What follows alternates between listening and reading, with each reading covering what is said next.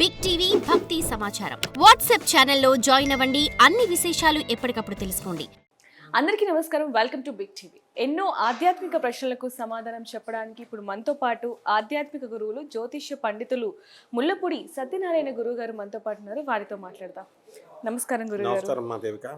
ఎలా ఉన్నారండి? గురుగారు, అమావాస్య రాబోతుంది. ప్రతి నెల ప్రతి ఒక్క అమావాస్యకి కూడా ఒక ప్రత్యేకమైన రోజు ఉంటుంది, పేరు ఉంటుంది. మరి ఈసారి వచ్చే అమావాస్యకి ప్రత్యేకత ఏంటి ఒకసారి తెలియచేయండి గురుగారు. ఈసారి వచ్చేటటువంటి అమావాస్య పేరు మార్గశీర్ష అమావాస్య.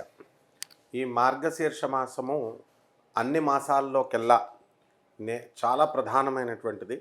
భగవద్గీతలో కూడా శ్రీకృష్ణ పరమాత్ముడు ఏం చెప్తాడంటే మాసానా మార్గశీర్షోహం అంటాడు. అందువలన దీన్ని మార్గశీర్ష మాసము సాక్షాత్తు శ్రీకృష్ణుడే అయి ఉన్నాడు. అయితే ఈ మార్గశీర్ష మాసంలో వచ్చేటటువంటి అమావాస్యకి మామూలుగా జనరల్గా ఈ యొక్క పితృకార్యాలు ఇవన్నీ కూడా మనం చేస్తూ ఉంటాం, ప్రతి అమావాస్యకి చేసినట్టుగానే. ఈ మార్గశీర్ష మాసంలో మనము చేసేటటువంటి ఈ యొక్క శ్రాద్ధ కర్మలు అవనాయండి, ఈ యొక్క పితృకార్యాలు అవనాయండి, ఇవన్నీ కూడా కోటాను కోట్ల రెట్లు అధిక ఫలితాన్ని ఇస్తుంది అని చెప్తోంది. ఈ చరితం రఘునాథస్య శతకోటి ప్రవిస్తరం ఏకైకమక్షరం పుంసాం మహాపాతక నాశనం. ఈ మాసంలో ఎవరైతే శ్రీరామరక్షా స్తోత్రాన్ని పారాయణ చేస్తారో, ముఖ్యంగా ఈ మార్గశీర్ష మాస అమావాస్య రోజున వాళ్ళకి ఎన్నో వేల కోట్ల యోజనాల దూరం విస్తారంగా వెళ్ళినటువంటి ఆ యొక్క శ్రీరామచంద్రుని యొక్క చరిత్రని మనము చదివినట్లయితే కేవలం ఒక్కొక్క అక్షరము కొన్ని మహాపాతక నాశనం, మనం చేసినటువంటి మహాపాతక నాశనాలని చేస్తుంది అని చెప్తుంది శాస్త్రం. అదేవిధంగా శ్రీరామ రామ రామేతి రమే రామే మనోరమే సహస్రనామ తత్తుల్యం రామనామ వరాననే. రామ రామ రామ అన్న అక్షరాల ముందు శ్రీ అని పెట్టినట్లయితే శ్రీరామ రామ రామ. ఇది రమే రామే మనోరమే. తన మనోరమైనటువంటి పార్వతీదేవికి శివుడు చెప్తున్నాడు ఏమని, సహస్రనామ తత్తుల్యం. సహస్ర అంటే 1000 అని కాదు అర్థం, సంస్కృతంలో అనంతము, ఇన్ఫనైట్ అని అర్థం.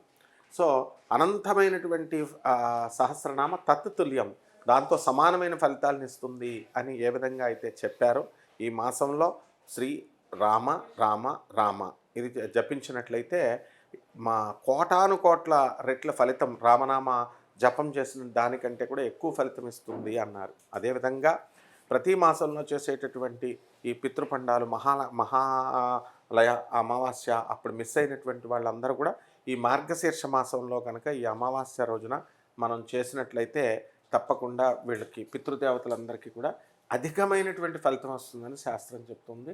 సాక్షాత్తు వాళ్ళకి పరమపదం అంటే మోక్షం, శ్రీకృష్ణుడిలో ఐక్యమయ్యేటటువంటి అవకాశం కూడా వస్తుందని చెప్తున్నాం. గురుగారు, మార్గశీర్ష అమావాస్య రోజు మరి భగవంతుని ఏ విధంగా పూజించాలి, పూజా విధానం ఏ విధంగా ఉండాలండి? మామూలుగా మార్గశీర్ష మాసంలో ఉదయమే సూర్యోదయం కంటే ముందే నిద్ర లేవడం, ఆ తర్వాత అంతకు ముందే వీళ్ళంతా కూడా పూజా సామాన్ అంతా కూడా కడిగేసుకొని పెట్టుకోవాలి. ఆ తర్వాత మొత్తం అంతా కూడా ఇళ్ళంతా చిమ్ముకొని కాళ్ళాపు వేసి ముగ్గులు పెట్టుకొని, ఆ తర్వాత స్నానం చేసేసిన తర్వాత దైవ మందిరానికి రావడం, శుభ్ర వస్త్రాలను ధరించడం. ఆ రోజున మధ్యాహ్నం 12 గంటల దాకా కూడా ఏమీ తినకుండా ఉండాలి. ఎందువల్లంటే పితృకార్యాన్ని అమావాస్య రోజున మనం చేసేటప్పుడు ఏది కూడా తీసుకోకుండా ఆ రోజు ఉండి నిత్య దీపారాధన అనేటటువంటిది మన ఇంట్లో మార్గశీర్ష మాసంలో శ్రీకృష్ణ పరమాత్మకు కానీ లేదా శివుడికి కానీ ఇద్దరికి కూడా వాళ్ళు చేసుకోవచ్చు. చేసుకున్న తర్వాత వాళ్ళు కలశం పెట్టడము, స్వామివారికి ఎవరైతే లక్ష్మీనారాయణులు అందులో ఆవాహనం చేయడము, తులసి మాలను వేయడము, ఆ తర్వాత చక్కగా మనము షోడశ ఉపచారాలతో అష్టోత్తర నామాలతో శ్రీ మహావిష్ణువుని చేయడము. అవన్నీ చేయలేనటువంటి వాళ్ళు సింపుల్ మంత్రం, విష్ణు మంత్రాన్ని వనమాలి గది శంకి శంకి చక్రీచ నందకి శ్రీమాన్ నారాయణో విష్ణుర్ వాసుదేవోభిరక్షతు అంటూ ఆ శ్రీ మహావిష్ణువుని మనం కీర్తించడం ద్వారా బ్రహ్మాండంగా ఉంటుంది. ఇక ఎవరైతే ప్రసాదం కూడా పెద్దగా కష్టపడాల్సిన అవసరం లేదమ్మా. పాయసాన్న ప్రియ త్వక్స్థ పశులోక భయంకరి, పాయసానాన్ని పెట్టడము లేదా గుడోదకం ఇంత చిన్న బెల్లం మొక్కను పెట్టచ్చు. అలాగే చక్కగా స్నిగ్ధోదన ప్రియ అంటే ఆవు నెయ్యిని ఏది ప్రసాదం పెట్టినా ఆవు నెయ్యిని వేసి స్వామివారికి పెట్టాలి. ఇక ఎవరైతే పితృ కార్యాలు చేస్తున్నారో ఈ మార్గశీర్ష మాసంలో శ్రాద్ధ కర్మలు లేదా స్వయం పాకాలు వాళ్ళ పితృదేవతలందరికీ కూడా ఒక బియ్యము, ఆ తర్వాత కూరగాయలు, ఆకుకూరలు ఇలాంటివన్నీ కూడా, అందులో గుమ్మడికాయ ప్రధానంగా ఉండాలి. అవన్నీ వేసుకొని పితృదేవతలకి వాళ్ళకి భుక్తి కోసం అని చెప్పి ఏదైనా పేద బ్రాహ్మడికి మనం స్వయం పాకం ఇవ్వచ్చు. లేనటువంటి వాళ్ళు శ్రాద్ధకర్మలు నిర్వచించి ప్రతి సంవత్సరం చేసినట్టుగా ఇంట్లో గుమ్మడికాయ కూర వండేసి గుమ్మడికాయ ఖచ్చితంగా పడేలాగా చూసుకొని జాగ్రత్తగా చేస్తే సరిపోతుంది. గురుగారు, మార్గశీర్ష అమావాస్య గురించి చాలా చక్కగా మా అందరికి కూడా వివరించారు. ధన్యవాదాలు. ధన్యవాదాలు. For more videos like this, subscribe Big TV channel.